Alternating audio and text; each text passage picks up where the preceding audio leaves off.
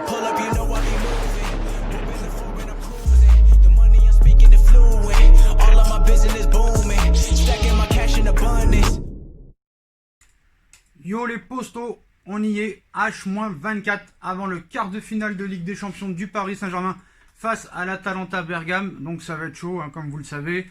On va écouter ensemble la conférence de presse de monsieur Thomas Tuchel. Hein. On va voir un petit peu au niveau des blessures, notamment Thilo Kehrer, la forme de Juan Bernat, Kylian Mbappé, même si on a vu qu'il a fait l'entraînement avec le groupe normal. Donc il devrait débuter sur le banc et rentrer peut-être à une demi-heure de la fin. Tout dépendra un petit peu du résultat. Hein. Je pense que si Paris mène 2 buts à 0 ou 3 buts à 1, c'est un exemple. Hein. C'est un exemple. Je pense pas qu'il va rentrer en jeu. Plus ils vont le préserver pour une demi-finale éventuelle. Après, s'il y a 0-0, un partout ou peut-être un but d'avance, ou que Paris perde un but d'avance, c'est sûr qu'il rentrera à une demi-heure de la fin. Ça, c'est sûr. Donc on part sur ça. Il y a toujours une interrogation, Paredes ou Ander Herrera. Peut-être qu'on en saura plus ce soir, même s'il ne va pas le dire. Hein. Mais bon, légère peut-être préférence pour Paredes. Neymar apparemment aussi serait influent dans cette décision-là. Il préférait jouer aussi avec Paredes. Comme je vous l'ai dit dans la précédente vidéo, allez la voir. Hein. J'ai de sérieux doutes sur ce 4-4-2 en losange qui n'a presque jamais été utilisé cette saison. Il a été utilisé l'année dernière lors des 6 premiers mois de Thomas Tuchel avec un Neymar en 10 qui vraiment était performant. Pour moi, c'est l'une des périodes les plus impressionnantes de Neymar, où on se rappelle, Paris avait enchaîné 14 victoires consécutives lors des 14 premières journées. Aucun club n'avait jamais fait ça, je crois, à part Tottenham en 1961 en Première Ligue. Donc c'était vraiment intéressant. Hein. C'était les 6 premiers mois où Thomas Tuchel vraiment avait fait de bonnes choses au Paris Saint-Germain avant de sombrer face à Manchester United. Donc on va suivre cette conférence de presse. Hein. Donc demain, match 21h sur RMC Sport au stade du Benfica Lisbonne, voilà, à 21h. Bien sûr, comme vous le savez, hein, sur un match. Il n'y a pas de match aller-retour, hein, pour ceux encore qui ne savent pas, même si je pense que tout le monde le sait. Donc match sur terrain neutre, à huis clos, dans un contexte difficile. Donc voilà, on attend la conférence de presse du pseudo, entre guillemets, entraîneur du Paris Saint-Germain. On a vu qu'il y avait une bonne ambiance. Hein. Il y a Leonardo qui est venu tout à l'heure dans l'hôtel. Hein. Il a salué tout le monde. Il était avec son adjoint, son bras droit un petit peu, Castellazzi. Donc voilà, d'ailleurs il avait parlé sur Neymar aussi. Hein. Il a dit qu'il est vraiment impliqué, que vraiment il le voit vraiment heureux, que maintenant il pense plus du tout au Barça, à la tristesse qu'il avait vraiment. Là il est à fond à fond. Il n'a jamais eu autant le sourire. Et Leonardo a bien précisé que vraiment Neymar et Paris Saint-Germain, c'est sur le long terme. Maintenant, on espère qu'il n'y aura plus de blessures et qu'on va enfin voir le grand Neymar. C'est vraiment dommage qu'il n'y ait personne dans le stade, hein, parce que vraiment, ça va gâcher un petit peu l'ambiance, hein, ça c'est sûr et certain.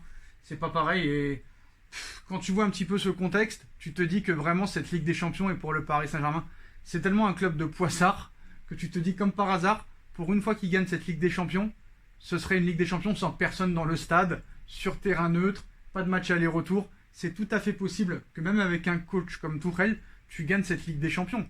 Ça va plus vite déjà, il n'y a pas de match aller-retour. Il n'y a que 3 matchs là pour la gagner, alors que normalement, potentiellement, il y en a 5 d'habitude. Tu as des matchs aller-retour, alors là, il arrive, alors là, c'est à mourir de rire, les postos. Là, on ne peut pas vous montrer les images à cause des droits d'auteur, mais carrément, là, il arrive avec un plâtre énormissime, avec des béquilles.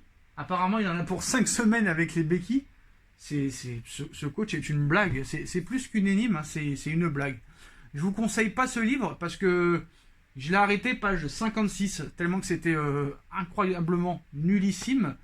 Encore Paulo Breitner, il apprend quelque chose parce qu'il connaît vraiment le foot allemand, mais Riolo, ce qu'il dit là-dedans, c'est pas exceptionnel. Je pense qu'ils ont trop surestimé ce coach à l'époque, qui n'avait pas encore, enfin il venait d'arriver au Paris Saint-Germain, et il n'avait gagné qu'une Coupe d'Allemagne, hein, donc bon, je vais pas encore faire son procès, mais voilà, moi, commencez pas à me dire que si Paris gagne la Ligue des Champions, c'est grâce à lui. C'est comme si on me disait, c'est grâce à Di Matteo que Chelsea a gagné la Ligue des Champions en 2012.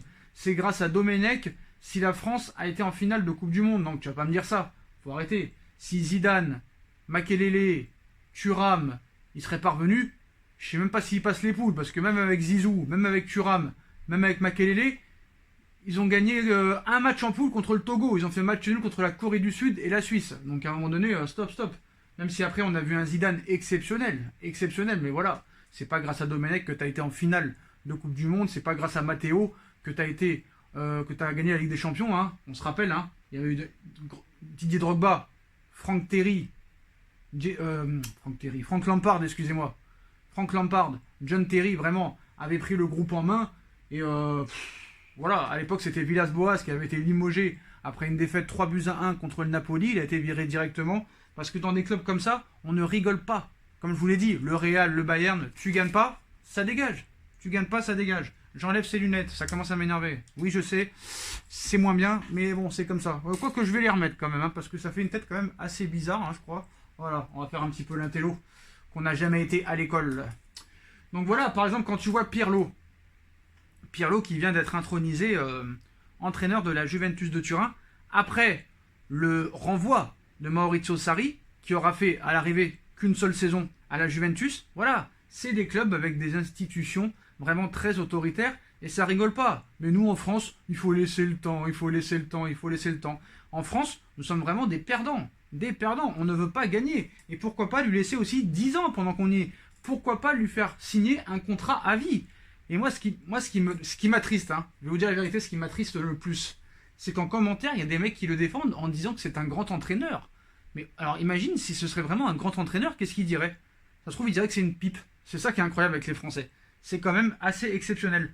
Pour reparler sur Pirlo, bah tu vois, Pirlo, il arrive et te dit, allez, je veux plus de Matuidi, je veux plus d'Higuaín, je veux plus de Rugani, de Danilo, de Bernardeschi, de Douglas Costa, allez, rentrez chez vous. Et puis, il faut parler aussi du salaire de Pirlo. Il a un salaire vraiment pourri. Pour vous dire, pourri. Je vais essayer de retrouver le chiffre là, si je le retrouve. Mais je crois que c'est 1,8 million par an, quoi. C'est ça, ouais. Andrea Pirlo touchera seulement 1,8 million d'euros par an en tant qu'entraîneur de la Juve, ce qui fait de lui un des plus petits salaires du club. Donc voilà, c'est comme ça que ça marche. En plus, ils lui ont mis la pression alors qu'il n'est même pas encore... il n'a même pas fait un match encore. Il n'a même pas fait encore un match, ils lui mettent déjà la pression. Si tu gagnes pas, tu dégages toi aussi. Et c'est comme ça que ça marche. Il n'y a pas à laisser de temps. Voilà. Je te l'assure, je vous l'assure. C'est ça les très grands clubs. Et en plus, on voit que ça marche. Quand le Bayern vire leur entraîneur, ils te font des fins de saison exceptionnelles.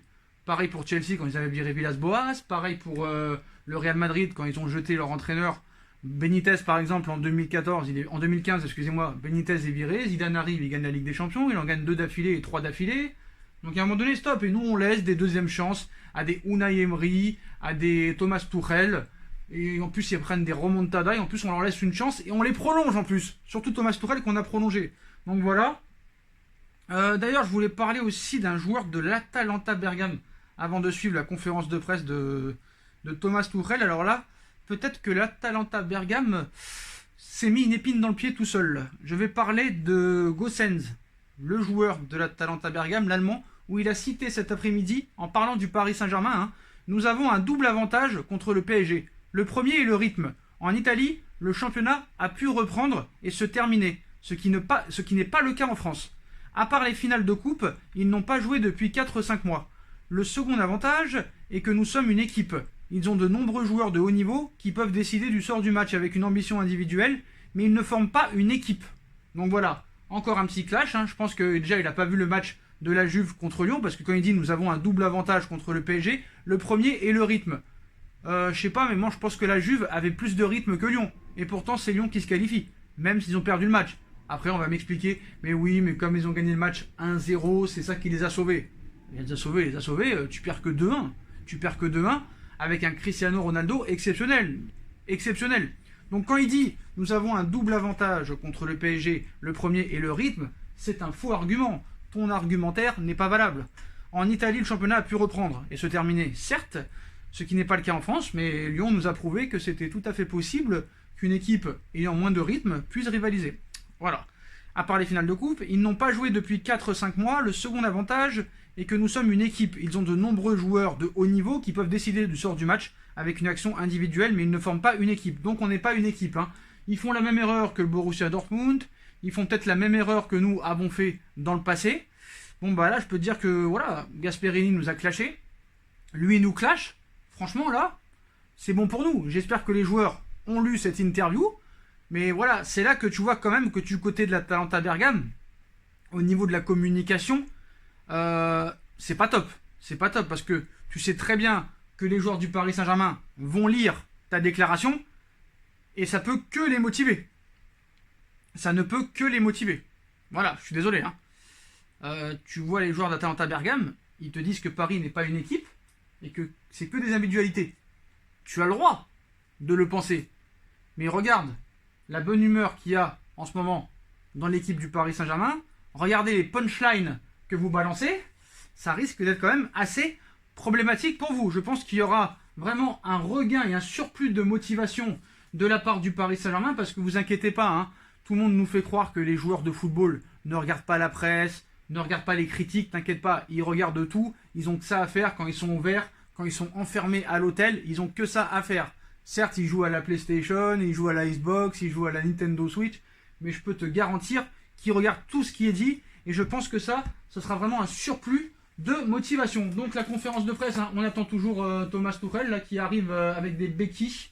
Ça devrait pas tarder, je sais pas ce qu'ils attendent. Ça, j'ai jamais compris en conférence de presse. Voilà, elle a été fixée à 19h45. Il est déjà 19h57. Pourquoi toujours annoncer des fausses horaires? C'est ça qui est incroyable. J'ai jamais compris. À moins peut-être qu'il sait pas lire l'heure. Mais c'est quand même incroyable de voir Tuchel comme ça. Déjà qu'il était ridicule. Bon, moi, je suis aussi ridicule. Mais lui, quand même, je sais pas, avec le salaire qu'il a, c'est quand même une personne qui touche, oui, vous avez bien entendu, 625 000 euros par mois. 625 000 euros par mois. On l'a jamais vu en costume, je sais pas, mais un costume en Ligue des Champions, frérot. Une certaine classe, tu n'as aucune classe. Franchement, la vérité. Donc voilà, moi je trouve que c'est un entraîneur qui est pas travailleur. Il y en a un qui est venu me dire en commentaire que c'est un gros travailleur, parce que lui, il vit avec Tuchel. Non. Même certaines personnes à Dortmund disaient que c'était pas un travailleur, que il était à fond sur le terrain au niveau de Dortmund. Il n'y avait que le terrain qui comptait pour lui, mais voilà, il n'y a pas de travail en amont, il n'y a pas de travail vidéo, il n'y a pas de pensée, il y a toujours des excuses. Moi, ce qui m'a impressionné, j'ai revu la conférence de presse d'après-match contre l'Olympique Lyonnais, où il a eu ce petit clash avec Dominique Sévrac, où il nous explique, parce que Sévrac lui dit, vous avez joué 210 minutes, vous avez marqué qu'un seul but. Et pour Tuchel, qui a pété un câble en lui disant tu ne cherches que le négatif, pour lui, il y a eu 99% de bonnes choses contre Saint-Etienne et Lyon et 1% de mauvaises choses. Oh là là, ça fait peur quand même. Et quand j'ai revu ça, j'ai dit c'est incroyable. J'ai vu ça dans je sais plus quelle émission, je crois que c'était l'équipe du soir, parce que c'est vrai qu'il était invité dans l'émission, ils lui ont remis le passage. Et quand tu vois ce que dit Tuchel, c'est quand même assez incroyable, quoi. Ah, ça y est, enfin la conférence de presse, les postos. On va lire ensemble. Il y a Marquinhos aussi qui l'accompagne. Marquinhos accompagne Tuchel en conférence de presse. Donc voilà. Donc Marquinhos et Thomas Tuchel en conférence de presse. On va écouter ça. Ils se sont installés. On va attendre. C'est parti. Donc ça devrait être la compo, Et on ne sait pas, on a un doute, ce sera Paredes ou Herrera. Bonjour, bienvenue à cette conférence de presse. On vous demande déjà de poser les questions pour Marquinhos. Et ensuite, vous pouvez poser les questions pour Thomas Tuchel. Marquinhos qui commence. Bah déjà, il parle mieux français que Tuchel, on va mieux comprendre.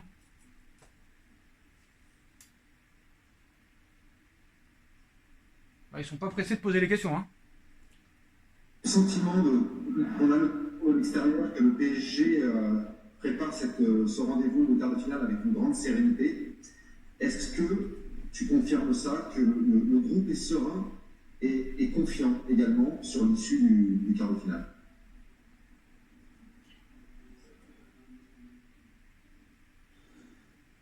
Un, deux. Vous m'entendez bien? C'est bon. Bon, je pense que le groupe il se prépare de la meilleure façon possible, avec la motivation, avec l'enthousiasme. On a fait des bons entraînements à Paris, on a fait des matchs aussi importants qui nous ont préparés pour ce match important de demain. Je pense qu'on est là dans les meilleures conditions, même avec tout le contexte qu'il y a pour demain.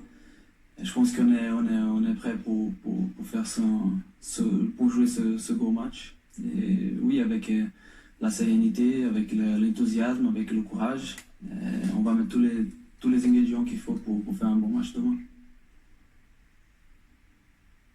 Marquinhos qui devrait débuter au milieu de terrain. normalement, en sentinelle. Là, c'est une question de Benjamin Juarez de goal.com.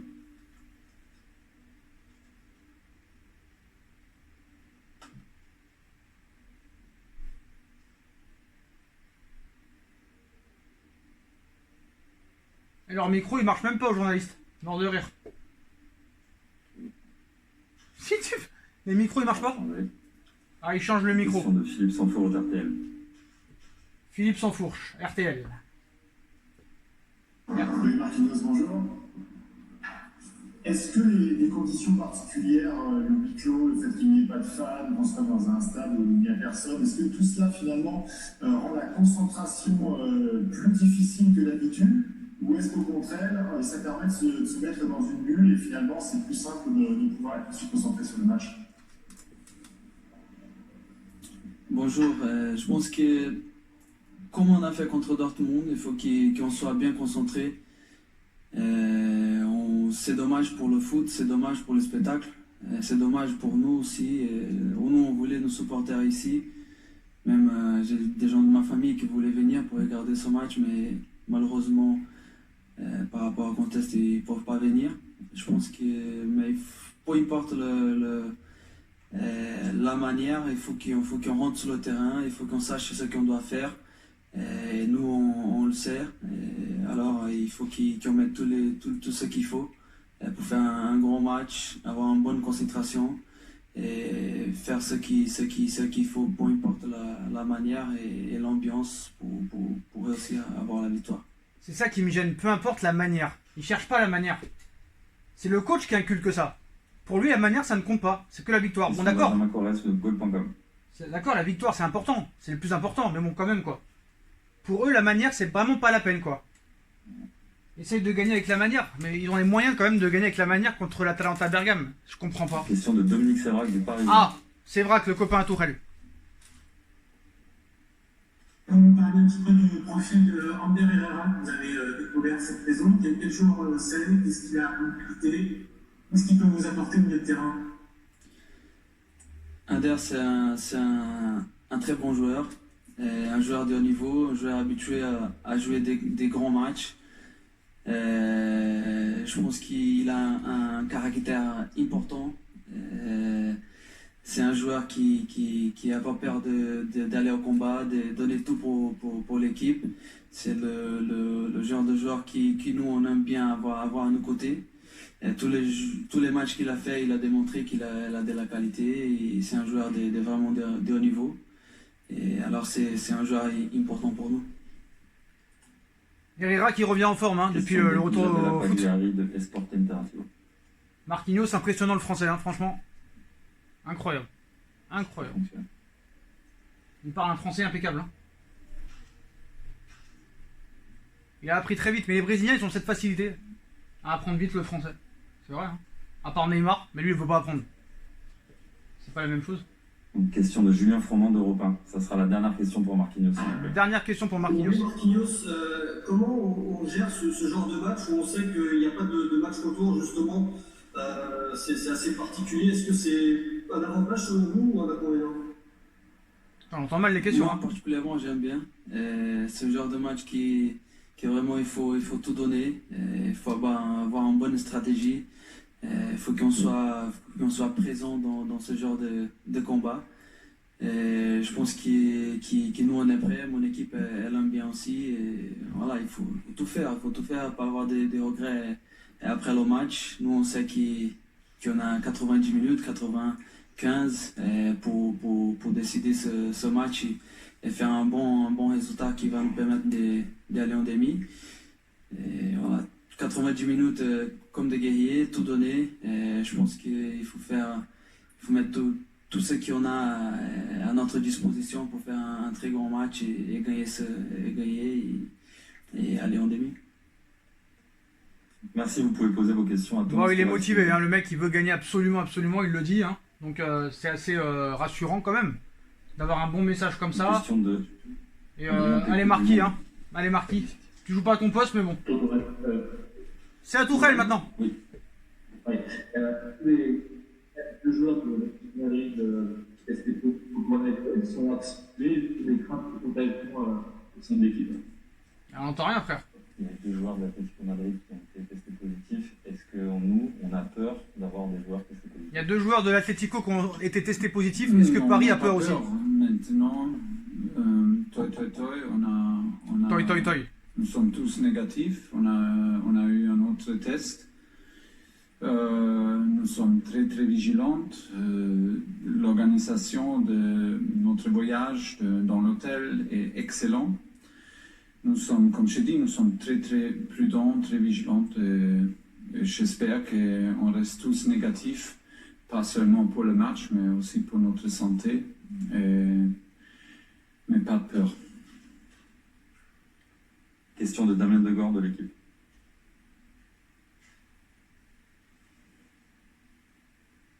Mbappé sur la feuille de main.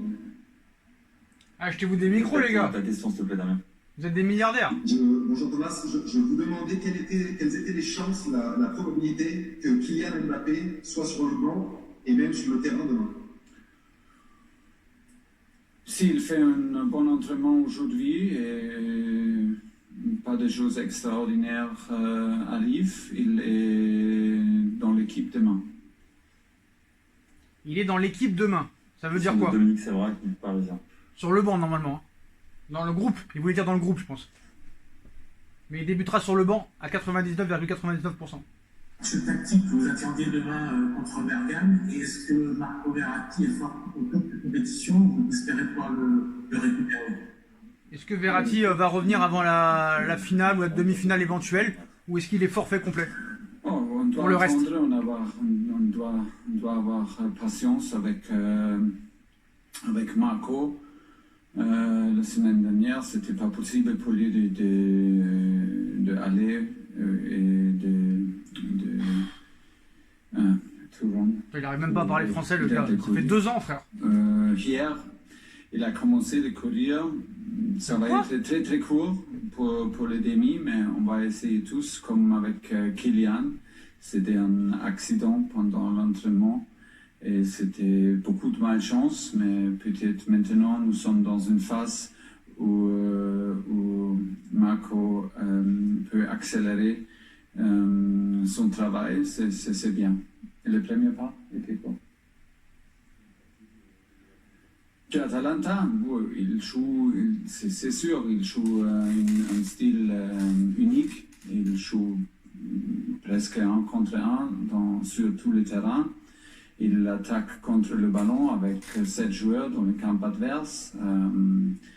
C'est une style, comme je dis, unique. C'est compliqué et difficile de jouer contre eux. Ils ont fait beaucoup de buts.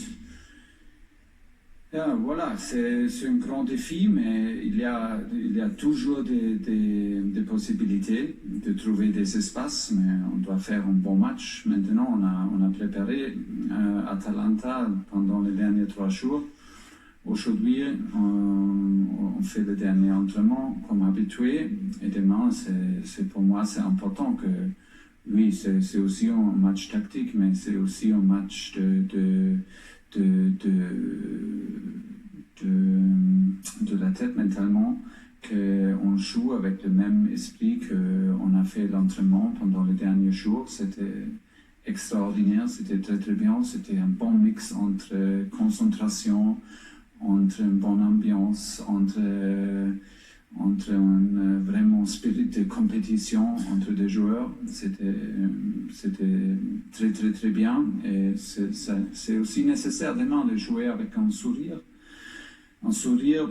pendant on travaille, un sourire pendant on souffre ensemble, un sourire pendant on a des possibilités de jouer, mais ça va être très très très dur contre eux parce que c'est une équipe très physique, très spéciale. Mais nous sommes aussi une équipe très forte et on va combattre contre eux. On a des possibilités de gagner, mais ça va être très très difficile, c'est clair. Là, au moment où il a raison, c'est que le jeu de l'Atalanta est vraiment prévisible. Hein. Ils ont un jeu unique. Ils ne vont pas changer du jour au lendemain comme ça. Hein. C'est attaque directe, pressing tout terrain. Face à Dortmund, est-ce que vous avez le sentiment que votre groupe a évolué, a mûri mentalement alors que par le passé, c'est souvent à ce niveau-là, à ce moment de la compétition, que parfois l'équipe a eu des problèmes. Oh, après la défaite contre Dortmund pendant le match aller, et pendant les 10 jours après, j'ai eu vraiment le sentiment qu'on a grandi comme une équipe, on a créé un spirit de compétitif extraordinaire entre deux joueurs, entre staff et joueurs, pour montrer que nous sommes capables de tourner ce match-là contre Dortmund. C'était super compliqué parce que on a eu des joueurs clés blessés, on a eu un huis clos, des idées un jour en avant, mais on a fait ça sans but encaissé, et ça nous donnait beaucoup confiance, et ça c'était vraiment un grand pas en avant. Malheureusement, c'était pas possible pour nous de continuer toute la compétition parce que ça, c'était absolument le moment pour continuer pour nous. C'était pas possible. Maintenant, c'est une chose très particulière. Comme Marquinhos a dit, on a tous l'impression qu'on a préparé dans la meilleure façon, qu'on a créé aussi un spirit. Pour nous, c'était vraiment important de gagner les deux finales. C'était pas facile de commencer après 4 mois en pause, après 4 semaines d'entraînement, de jouer 2 finales comme favori, grand favorite, mais on a fait ça. C'était aussi un grand défi mentalement pour les joueurs. Mais on a gagné, et ça c'était la meilleure façon de préparer ce tournoi-là pendant la Ligue des Champions. Et pour ça, nous sommes confiants, et nous avons raison d'être confiants. Mais nous ne sommes pas trop confiants. On sait bien que ça, c'est encore un match difficile, mais nous sommes un groupe compétitif et we are happy. Nous sommes heureux d'être ici et de jouer ce match-là. Le discours, il est assez pragmatique là. C'est bizarre, c'est vrai que c'est un grand rendez-vous là. Vraiment pragmatique le gars, c'est bizarre. C'est pas son habitude d'être pragmatique. Bonsoir. Je voulais vous demander quelle est l'importance de Mauro Icardi dans votre équipe, pas seulement dans la surface de réparation, mais aussi dans les vestiaires, en dehors du terrain. Est-ce que vous pouvez nous expliquer combien Icardi est important dans votre effectif? Et c'est un joueur qui, on le sait, a marqué de nombreuses fois contre l'Atalanta. Ah oui, Mauro, c'est super important parce que aussi avec la blessure de Kylian et avec l'absence de Eddie Cavani, ça va être très important qu'il fait un bon match, qu'il montre sa personnalité, qu'il montre qu'il est vraiment un gars qui peut combattre dans les matchs importants. Pour moi, il est un gars qui a jamais peur, qui peut marquer toujours, qui est très fiable tactiquement, défensivement. Il est vraiment bien intégré dans ce groupe-là. C'était pas trop difficile pour lui, je pense, parce qu'on a beaucoup de Sud-Américains dans ce groupe-là, mais il est un grand pas dans le vestiaire. Et voilà, c'est le moment pour lui pour montrer qu'il est capable de mettre nous dans les demi-finales. Icardi qui a mis un triplé en 9 minutes contre l'Atalanta. Icardi a mis un triplé en 9 minutes contre l'Atalanta l'année dernière ou il y a 2 ans, je crois. Il y a 2 ans, pardon. Il y a 2 ans, bah oui. Il y a 2 ans ou l'année dernière, je me rappelle plus. En 9 minutes, triplé. De l'Euro du Brésil. Combien de pression il y a maintenant sur Neymar? Combien de pression? J'ai l'impression que sur Neymar, c'est toujours beaucoup de pression. Et nous deux, on ne peut pas imaginer la pression qui est sur Ney. Mais il est un gars qui aime ça. Il est un gars qui est habitué de jouer avec cette pression-là. Nous sommes très heureux que Kylian est aussi avec le groupe, qu'on a la possibilité de finir le match avec Kylian parce que ça donne un joueur à côté qui aime les deux, aime beaucoup de jouer ensemble. Mais on ne peut pas imaginer combien de pression c'est normal. Mais j'ai l'impression que c'est toujours comme ça et j'ai l'impression qu'il peut absolument gérer. Il aime ça. Il aime des grands matchs, il aime des grands matchs décisifs. Il est super fiable dans les matchs décisifs, dans les matchs sur le meilleur niveau. Et je suis absolument convaincu qu'il va montrer un grand match, qu'il va être le gars clé pour nous demain, parce qu'il a la qualité, la mentalité pour des situations comme ça. Merci beaucoup. Bon voilà, hein, conférence de presse nullissime parce que les questions des journalistes sont sans intérêt. Voilà, sans intérêt, vraiment. Quelle a été la question importante? C'est quoi ces conférences de presse? C'est quoi ces journalistes? Ça se passe pas comme ça en Allemagne, en Espagne, en Italie. Je sais pas, le mec, je sais pas, parle de la tactique. Est-ce que vous allez jouer en 4-2-2 ou en 4-4-2, pardon, en losange? Neymar en 10, on l'a déjà vu, il pose pas de questions. Est-ce qu'on verra plus Herrera ou Paredes? On pose pas de questions. Pourquoi remettre Silva dans l'axe et marquer au milieu? Il pose pas de questions. Qu'est-ce que c'est ces journalistes? Ils servent à rien, franchement ils servent à rien. Ça n'a aucun intérêt ces conférences de presse, donc on n'a pas appris grand chose les postos. Voilà, qu'est-ce qu'on a pu penser? Bon bah au moins ils sont motivés, ça c'est quand même normal. Dans le discours de Tourelle, j'ai senti un petit peu de pragmatisme. C'est très rare. Ça se voit qu'il y a la pression. Il n'avait pas du tout le sourire. Donc je pense qu'on a dû lui dire dans le bureau, si tu gagnes pas, tu prends tes valises. D'ailleurs, ça se trouve, même si tu gagnes, tu vas prendre les valises après la Ligue des Champions. C'est bon, on verra bien. Sur le discours de Marquinhos, bah, très motivé. Hein. Heureusement, j'ai envie de te dire. Mais voilà, ce que je retiens, c'est la nullité des questions des journalistes. Aucune question sur le dispositif, sur la compo d'équipe. Il n'y a rien. Il n'y a rien, c'est vide. Les deux Gore, les Sévrac ne servent strictement à rien. Alors, est-ce qu'on leur a demandé de ne pas poser des questions comme ça? C'est tout à fait possible, mais voilà. Je sais pas, je pensais qu'il allait avoir un gars qui allait le mettre un petit peu en difficulté, lui poser une question un petit peu, voilà, où c'est dur à répondre, mais non, ils l'ont mis dans son confort, ils l'ont protégé. J'ai l'impression que, voilà, maintenant ils font plus leur travail. Il n'y a plus de polémistes. Il n'y a plus de mecs qui vont au front, tu vois. En Espagne, en Italie, en Angleterre, en Allemagne, ça fracasse, tu vois. Ça pose des grosses questions, des questions vraiment gênantes et tout ça. Là ça pose rien, c'est coquille vide. Donc voilà les postos. Donc on n'a pas appris grand-chose sur cette conférence de presse. Je vais vous laisser là. Dites-moi en commentaire ce que vous avez pensé. Comment vous abordez le match de demain soir. Et bon, bah nous, on se retrouve dans une prochaine vidéo. Hein, comme d'habitude, hein, on bombarde la barre de like, on partage, on commente, on s'abonne, on active la petite cloche pour être tenu au courant des vidéos qui vont sortir. On me rejoint sur mes différents réseaux sociaux, ainsi que sur Utip et sur ma deuxième chaîne YouTube No Feeling. Voilà les postos, tout sera en bas en lien en description. Voilà les postos, je vous souhaite à tous une bonne continuation. Prenez soin de vous et à très vite pour une nouvelle vidéo les postos. Tchuss!